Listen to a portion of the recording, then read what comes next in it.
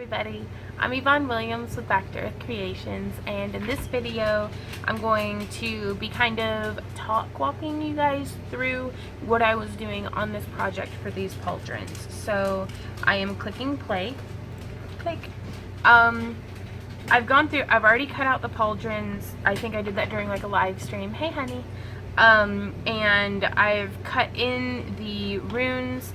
The leather has already been cased, which is where you kind of like hold it under the water until the bubbles stop, but I do periodically re-wet it, and I've cut along the edging, and I'm now using a beveler to kind of like bevel around on all of the lines.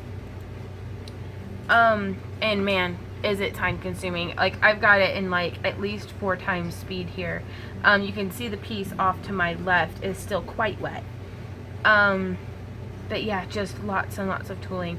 This piece that I'm working on right now, I had actually cut out like back in November whenever I started production. Sorry, I'm in the squeaky chair. Whenever I started production on the corset that you can actually see on this mannequin behind me. So it has been waiting a while, and it goes like right over this bosom area. What am I doing now? More beveling. This cosplay is so much work, but I think it's really going to be worth it, you guys. Aren't you glad I put it on fast forward? Just hammering along. And you can see how much of the water off to the left has been absorbed. I'm going to go through and just, I've already done the beveling on this piece, and I'm going through with a textured backgrounding tool, layering it at an angle. That way it kind of, you know, tapers off from the really deep texturing in the beveled up against the kind of edging that I've done along the runes to like being faded out more as it comes towards the inside, because I wanted to give it this recessed look a little bit. And just hammering away. I'm so pleased. I don't know if y'all noticed, but my new workstation, I now have officially taken over the craft room, and Randy gets like 3 square feet that I'm currently taking over. And just being kind of careful to stay consistent. Consistency is key, because I mean, whether you do it all very light or all very hard, it'll look like you did it on purpose if it's all the same. Going through these pieces as well, these kind of little different pauldron pieces, I did the tooling and texturing on back in November, I think. I just made a whole bunch of them because I didn't know what I would need for the cosplay. But oh man, yeah, I think I did most of the. I cut out the pieces. I cased the pieces. I cut in the runes. All that I did on one of my live streams. If Future Vaughn remembers to, which y'all know how good I am about that, I will put a link somewhere up on the screen maybe to that live stream if you feel like watching. Like, I think it was like 5 hours. But those live streams seem to have been pretty well received by you guys here lately. Which I'm not going to argue with a good thing. I love hanging out with you guys, so I'm really glad that you guys like my live streams. But I do like having some tutorials where I get right to the point, otherwise I'm a lollygagger. Faux show. This is also, if you've watched my Liquitex experimentation video, this was something that it's these pieces right here that I'm working on that I went through and used the Liquitex. Y'all gave me a bunch of great advice, different products to try and things like that, that I will have to try in the future. But I am pretty pleased with this. It's a heavy gel medium. The Liquitex is the kind that I got. Liquitex is the brand, I guess. But to give a little bit more dimension to the Celtic knotwork. And so again, I'm just going through. I've already done the beveling and the cutting and beveling on all of these. And so what I'm doing here is I'm just going through that backgrounder. Yeah, that's. Oh, I'm not gonna say that I'm gonna miss this chair whenever we replace it. But I do need to get a can of WD-40 and just like douse the things that stop squeaking like that. Yeah, you can kind of see. You wouldn't believe it, but I had held it up to the camera for almost 30 seconds, and then it just blips, you know, blink of an eye like that. just so much. I was watching a fellow, and I think I've mentioned this before, but I was watching a fellow on YouTube. He had like a miniature, like a handheld jackhammer for that you put the tooltip into, and then you just like hammers around. And I was like, I kind of halfway jealous, halfway, you know, that's not the same. I'd still do it in a heartbeat though, especially on pieces like this where it's so much tooling. But I don't know. I don't know if he's able to like mess with the depth or impact of the. Oh goodness! Goodness gracious me! Sorry. I'm so excited to get these pauldrons made though, you guys. Like, I just don't even know how it's gonna go.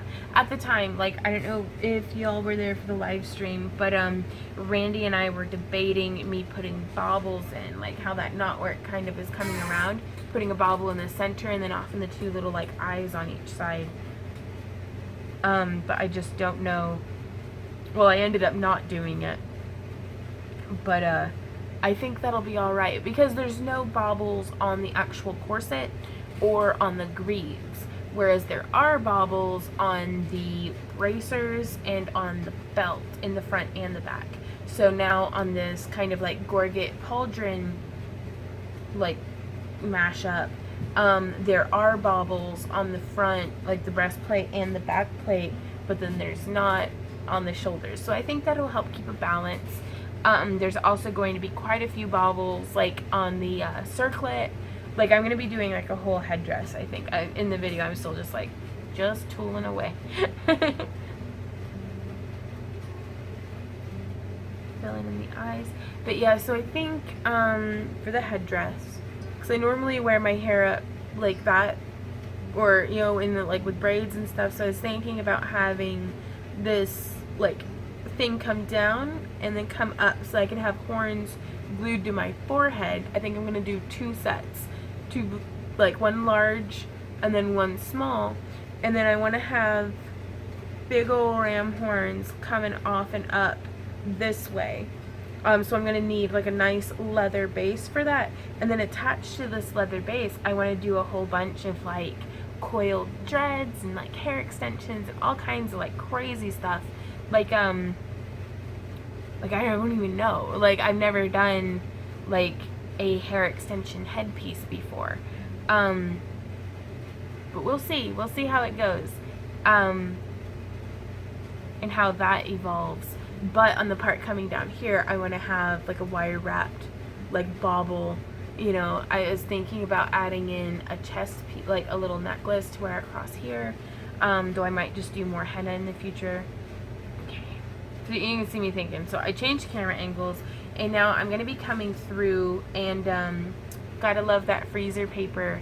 It's got a papery side and a waxy side, and I love to have the waxy side up because it repels. But I'm just using Antique Gel by EcoFlow, and this is in the tan color. Just be real liberal with it. I love using my gloves as opposed to a sponge because then I'm not wasting any of the pigment in the sponge. I come through with a wet, like a dampened paper towel, and just wipe off all the excess, try to make sure that I get the sides pretty well. Now on this one right here, I have not colored in the back because I'm going through and staining the black with a medium brown water-based professional stain by also EcoFlow. So it's a little bit darker. It comes out the same color as the antiqued parts of the tan, because I'm sure you'll notice. Good job going off camera, Vaughn. So again, wiping the excess off my gloves, damping that paper towel. So here you can see all that like darker background texturing that the antique gel settles into. That's the color that the medium brown is, you know. And so I thought it was a nice kind of like, you know, matching that low tone. And it's so fast to get such a nice two-tone effect. Just trying to get it into the edges pretty well. Sometimes you just got to get a little bit more of the medium on your fingers and just fold up some paper towel, buff it off. But yeah, it's like hand painting. This would take hours to try to like hand paint in every little darkened speck. But with the antique gel, I mean, it's just this fast, you guys. And they come in a pretty broad selection of colors. And if you have a business or elite account with Tandy Leather, I think it's only like $8 a bottle. I'll see if I can't put links to all the stuff that I'm using, all the different tools, down in the video description below. And I'll try my best to put them in like the order of how I use them. Now right here, this is the piece that goes across my front, and this was cut from a completely different side of leather as what the back and the pauldrons were cut from.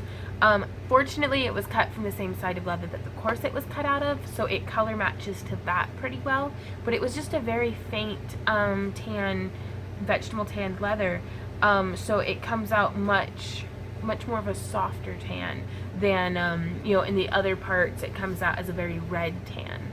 That's just leather for you though. Oh, I love how it got down with all those runes. I mean, I know I still just go through with, like, you'll see later, the nail polish, and I just go through and, like, kind of, you know, antique that, or, you know, go antique it with the nail polish. But, it's still, I think it looks really sharp just with the runes cut in and then antiqued. Like, I think I might do some like that for sale out of the booth for people to get, because the runes have been really well received by a broad audience. But yeah, I love how that that just cleans up like that, making sure there's no excess on the edges.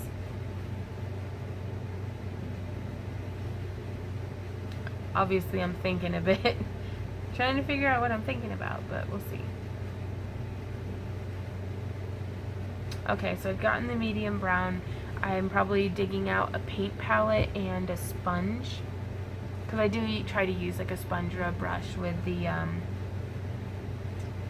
so you can see how much that's darkening in. But yeah, for the water-based stains like this, the EcoFlow stuff, I don't use my hands to apply it. The antique gel is pretty unique in that it's a very thick medium. Going through just darkening down the rune edges just a little bit, just a little. So you can see it's a very subtle difference, but it's still there. It also helps me kind of like cover up if I messed up and got any on the front side. It's like, we'll just buff that out. Blend it in, buff it out kind of stuff.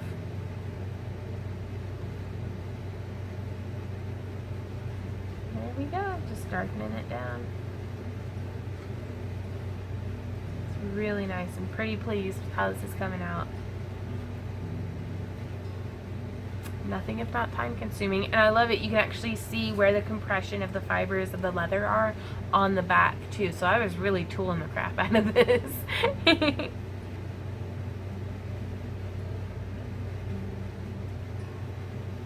Also, with the water-based professional stains, you can actually stretch it a little bit, like dilute it down some, that if I didn't want as intense of a stain, I could have totally mixed in some water. But I like nice intense colors. There we go with another one. Hey honey. Did you catch any Pokemon? A few, nothing too good. Right on. Nothing too bad either, I hope. Got a ditto. It was breathtaking. You're a breathtaking ditto. So you see how I'm like, kind of did the edging here, and then filling in the back. Yeah. Yeah. I don't know. I was showing everybody. So I thought I'd show you too. Like I said, nothing if not repetitive and time consuming. It's pretty time consuming.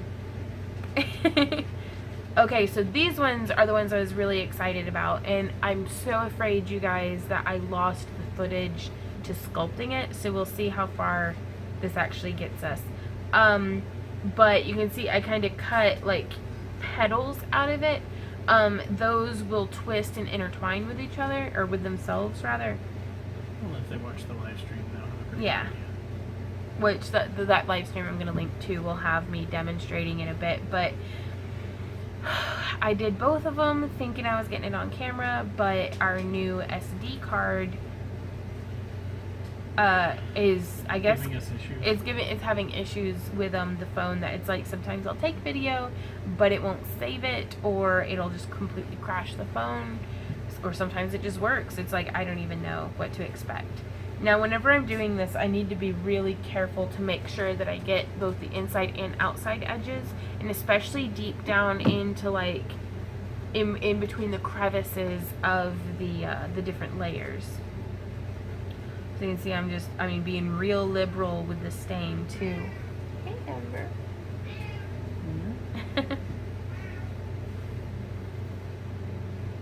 So just getting every little nook and cranny as best I can. I'm trying to buff it in. So doing the same thing to the other one.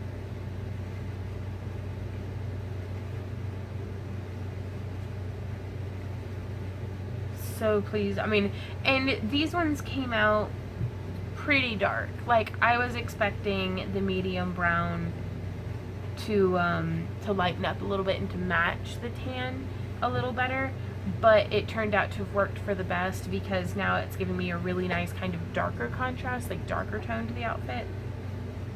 What do you think of it, honey? Yeah. Do you like how it gives it the darker contrast and stuff? I think it helped ties in like my clippity cloppity hooves. I agree, and you had told me, I don't know if you told the camera, but how it's the same color dye you used on like the accent straps.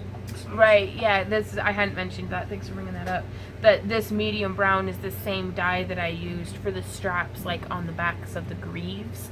Like on the back of my leg calves, basically. So there are other elements in the outfit that are this same color, like the undersides of the pauldrons. I'm going to be making 2 hip belts, one for each hip of my belt. Gosh, that's really redundant. So that will be that same color. Now these have had a little bit of time to dry, and I'm going through with the Pearl Professional Water Stain by EcoFlow, and you can see I'm trying to be real careful to not let it settle down into the crevices where the antique gel is, but just to like kind of glide it over the surface as a highlighter. But man, it's so pretty, you guys. Like, I love how from some angles it'll look almost white, and then other angles it'll still just look brown.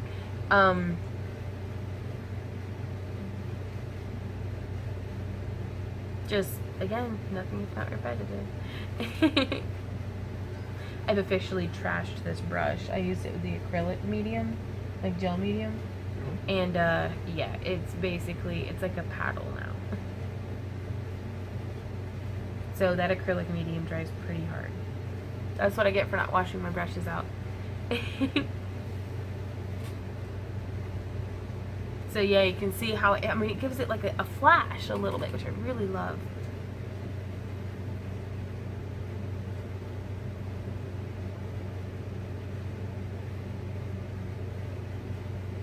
Okay. I'm excited about this costume. Good, you should be. It's got a lot of work in it. It's got a ton of work in it. I've lost track of hours. How much of my life has gone into this costume. Good thing it's all been on video. So you can go back and count That's it. fair. Yeah. Get a rough estimation. Because like there'll be some days that like I'll have spent 6 hours with y'all working on this, 7 hours just on the belt for that one live stream. I don't even want to think about it. Yeah, somebody asked me at SawesomeCon, where I was a guest here recently, and they were like, how much does something like that sell for? And Randy and I had counted it up in the van. On like, the way up there, because Vaughn's like, well, what if I sell it? And I'm like, Randy's like, you're not allowed to sell it. And I was like, well, I mean, if somebody comes up and they offer us like full price, how much would we sell it for? Like, really? And it boiled down to, without cutting deals or anything, this has got over $2,000 in material. yeah, and so it would be like a $4,000 outfit. Yeah. It was kind of crazy. I don't want to think about it. But, you know? I mean, it looks amazing. Yeah. Every bit of it looks amazing. Well, thank you, Randy. I'm really pleased with how it's coming along. I know I'm just painting in the larger swaths for me of the pearl is really difficult. I wish in a perfect world what would be happening here is I would put down the low tack tape over where the rune work is, and I would use an airbrush. Because that gets it like stroke free. Because so much of this was just trying to get my brush strokes out of it. But also the airbrush would settle it into the little antique crevices a little too much, I think. So I don't know. It'd be worth it some experimentation with. Because also if I did this and then did like a layer of Resin, like just blocked on it, and then went over it with the antique, that might be really good. I don't know. Experimentation is in order. So now what I'm doing here on these guys is I'm actually painting more pearl onto the underside of the pauldrons. I guess I can grab them real quick. Yeah. So I can Show show us you how they guys. look, how they turned out.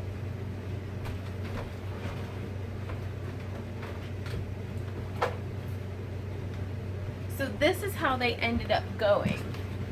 So you can kind of see here how that pearl underside kind of shows itself off. And there's going to be a little bit of like this will be coming down, and there's going to be a plate like laying on it.